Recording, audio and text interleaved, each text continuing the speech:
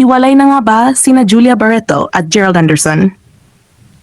Sa kabila ng mga espekulasyon at haka-haka sa social media, walang opisyal na pahayag mula kina Julia Barreto at Gerald Anderson na sila ay hiwalay na. Sa katunayan, sa ilang mga panayam, nilinaw ni Julia na ang mga tsismis tungkol sa kanilang paghihiwalay ay bunga lamang ng kanilang desisyong panatilihing pribado ang kanilang relasyon.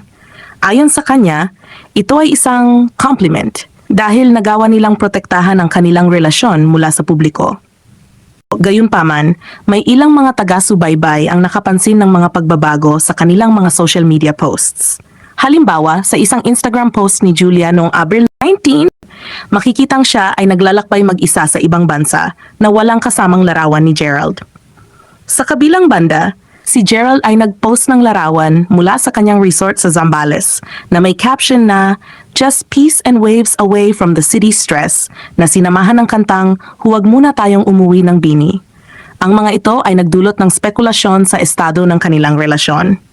Sa isang panayam sa Magandang Buhay, sinabi ni Julia na ang mga tsismis tungkol sa kanilang paghihiwalay ay hindi na bago at bahagi na lamang ng kanilang buhay bilang mga public figures. Ayon sa kanya, mas pinili nilang panatilihing pribado ang kanilang relasyon upang maprotektahan ito mula sa mga intriga. Lumitaw ang mga balita na maaring ikasal na sina Julia at Gerald sa taong ito matapos nilang magbakasyon sa Hanoi, Vietnam. Bagaman walang kumpirmasyon mula sa kanila, ang mga larawan at videos na kanilang ibinahagi ay nagpapakita ng kanilang masayang pagsasama. Sa ngayon, tila nananatiling matatag ang relasyon ni Julia Barreto at Gerald Anderson sa kabila ng mga tsismis at spekulasyon.